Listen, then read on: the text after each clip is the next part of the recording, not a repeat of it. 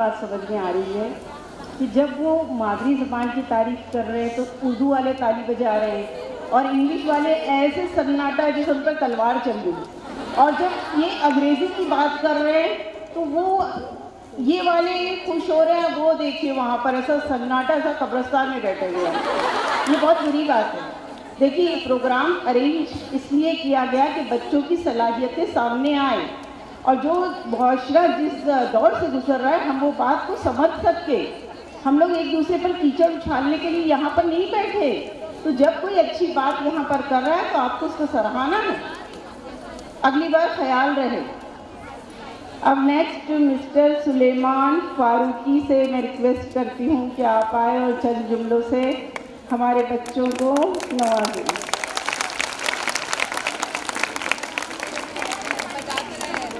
अस्सलाम वालेकुम। हिंदी में मैं बोलता हूँ, ज़रा अपने जीवित और जागृत होने का प्रमाण बताइए। ज़रा ज़ोर से वालेकुम अस्सलाम बोलें, पता चलेगी कितने सारे लोग हैं यहाँ पर। सबसे पहले आज हमारे मेहमान खुसूसी जो मौजूद हैं, सिद्दीकी साहब, डबल सिद्दीकी कह सकते हैं, हामिद इकबाल सिद्दीकी साहब और दूसरे सिद्दीकी साहब, जिनको हमेशा मैंने मंच पर सुना है।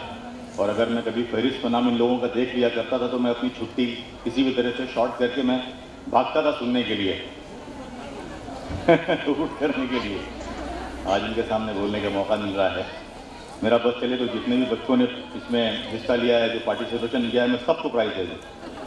इस सब ने बहुत अच्छा मतलब मुजाहरा किया, प्रदर्शन किया अपना। और रही मोबाइल की बात, जो मोबाइल एक तरीके से आज़ाद जान भी है और एक तरीके से आप कह लीजिए कि एक उपहार है, एक तोहफा भी है। जैसे अभी आप तकरीरें कर रहे थे और अगर मोबाइल में होता तो मैं तकरीरें आपकी रिकॉर्ड कैसे करता, तस्वीरें कैसे खींचता, अपने दोस्तों को कैसे भेजता। मैंने अभी अभी अपनी तकरीरें आपकी यहाँ से लेके कलकत्ता भिजवाई है। वहाँ पे हमारे अजीज़ दोस्त हैं, उन्होंने कहा कि मुझे भाई जहाँ पे आप बैठे हैं मुझे अपनी तकरीर, मुझे जो भी हो रहा है मुझे दिखाइए। तो अगर ये मोबाइल ना होता तो मैं कैसे भेजता, ये भी बात ज़रूरी है। और दूसरी चीज़ ये भी आप कह सकते हैं कि हमने मोबाइल की फ़ोटो खींच के अपना वक्त ज़ाया किया, हमने पूरी तस्वीर, हमने आपकी पूरी तकरीर नहीं सुनी।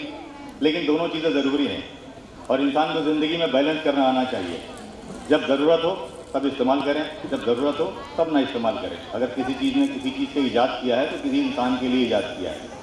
बहरहाल तो सभी बच्चों ने बहुत अच्छा मुजाहरा किया था। और दूसरी बात ये कि पढ़ाई और आपका जो परसेंटेज था, तो उसके अंदर जाहिर सी बात है, जब आप कहीं किसी नौकरी में जाते हैं या किसी मेरिट में जाते हैं या कहीं जाते हैं तो आपके पहले मेरिट पे आपको देखा जाता है कि किसका कितना परसेंटेज है। ये हमारा पैमाना है हमारे हिंदुस्तान में कहीं भी। तो परसेंटेज भी ज़रूरी है और पढ़ाई भी ज़रूरी है। और पढ़ाई ऐसी पढ़िए कि किसी को पढ़ाया जा सके।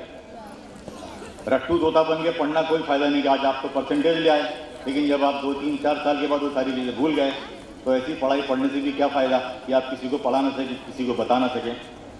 और तीसरी बात ये थी, जो आपने मादरी ज़बान की बात की, तो बिल्कुल सही बात है कि मादरी ज़बान में होना भी चाहिए। और मेरे भी स्कूल की फ़ीस 10-10 के 2 सिक्के हुआ करती थी, यानी कि 20 पैसा। फतेहपुर में छोटा सा गांव है, वहाँ के स्कूल में पढ़ता था, जिसकी फ़ीस थी 20 पैसा। 20 वो भी कभी कभी हम रेट जमा किया करते थे। और एक ही क्लास में एक टीचर पढ़ाया करता था जो सुबह से शाम तक पढ़ाता था। बीच में हम जैसे बच्चों में किसी की ड्यूटी लगती थी, वो घंटा बजा के आता था, कोई दूसरा, कोई तीसरा, कोई चौथा, कोई पाँचवा। और उसी गांव से पढ़ के, उसी मादरी ज़ुबान में पढ़ के हिंदुस्तान के सबसे बड़े शहरों में नौकरी पाया, जिसे बम्बई कहते हैं। और उसी 20 पैसे के स्कूल से मेरे सगे बड़े भाई कर्नल मोहम्मद अफ़ान फारूकी, जो आसाम राइफल में कर्नल, उसी 20 पैसे की फीस से। और बाकी और भी भाई हैं, कोई मर्चेंट नेवी में, और बहुत से रिश्तेदार भी सारे। उस मोहल्ले में स्कूल ही नहीं था तो क्या करते, वहाँ जाते थे। लेकिन ये आपका सोचना, आपका धारणा ये गलत है कि पढ़ाई इंग्लिश में ही होती है और इंग्लिश के बिना गुजारा नहीं है। And I am telling you, when I came to Bombay in 1992, that time I could not speak not a single word in English. It was very difficult because I am from the very Hindi medium. आज मैं मंच पर खड़े होकर आपके सामने हिंदी में, English में अच्छी खासी बातें कर सकता हूँ। मला मराठीपण येत नव्हती, मराठी टाइप करू शकतो, लिहू शकतो आणि अनुवाद पण करू शकतो। तो जुबान आप सब सीख सकते हैं यहाँ पर, जुबान। और जब मैं RCS में नौकरी पे आया तो एज ए फुटबॉलर आया था।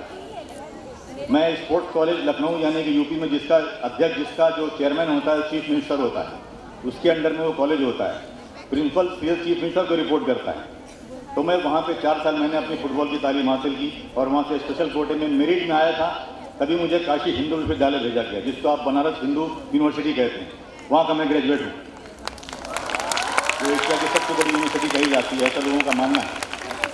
तो ऐसा नहीं है कि अगर आप खेलते हैं तो पढ़ोगे लिखोगे बनोगे नवाब, फिरोगे कूदोगे होगे खराब, ऐसा नहीं है।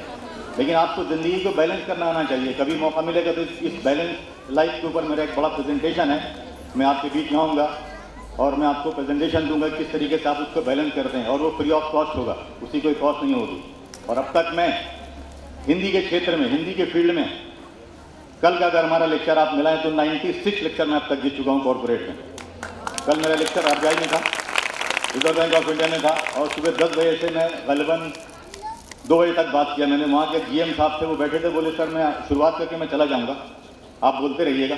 मेरे साथ ही बैठे थे, लेकिन जब मैंने बोलना शुरू किया तो ना उनको भूख लगी ना उनको प्यास लगी, वो पूरे 2.5 घंटे बैठ के मुझे सुनते रहे, और ये मेरे लिए एजाज़ की बात है। एक और बात ये कहना चाहता हूँ, अब तक मैं कॉर्पोरेट की ज़िंदगी में जब जितने भी लेक्चर्स मेरे हो रहे हैं हिंदी भाषा को लेकर के, हिंदी की तकनीक को लेकर के, लेकिन जो लुत्फ़ मुझे वहाँ पे आता है वो तो अलग आता है। पर ये जो जब से मुझे कमर सिद्दीकी साहब ने, डॉक्टर जाकिर खान जाकिर साहब ने मुझे ये स्कूल से वाबस्ता करा दिया है, तो मुझे अपनी ज़िंदगी का लुत्फ़ यहाँ ज़्यादा आता है। तो मेरे बचपन के दिन और जो मेरा शौक़ था, मेरे जुनून था, वो सब देखने को मुझे मिलता है। इसी में से बहुत सारे लोग इंशाल्लाह निकलेंगे, बहुत सारे मुकर्रिर निकलेंगे, डिबेट करने वाले बच्चे थे, बहुत सारे ऐसे ऐसे डिबेटर निकलेंगे जो एक प्रोग्राम मचा देंगे, धूम मचा देंगे। आप सभी को मैं मुबारकबाद देता हूँ और बहुत बहुत शुभकामनाएं देता हूँ। फिर इंशाल्लाह मुलाकात होगी।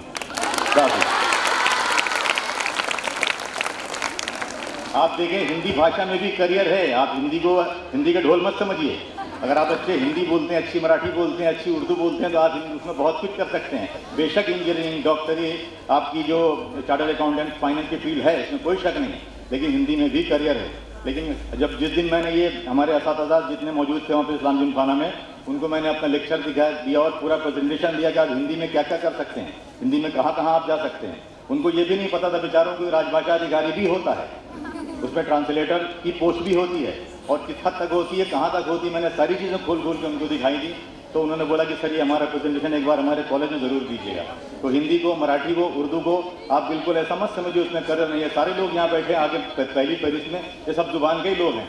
जैसे सिद्दीकी साहब को देखें, इनको आए दिन अखबार की सुर्खियों में रहते हैं। हामिद इकबाल सिद्दीकी साहब, एक इनकलाब अगर आप पढ़ते होंगे तो आप देखते होंगे, कभी इनका कॉलम आता है, कभी इनका कॉलम आता है। तो उनसे पढ़ पढ़ के हम सब सीख रहे हैं। तो आप सब भी, आप बेशक जो करना चाहें करें, पर अपनी जुबान को न छोड़ें। खुदा हाफ़िज़।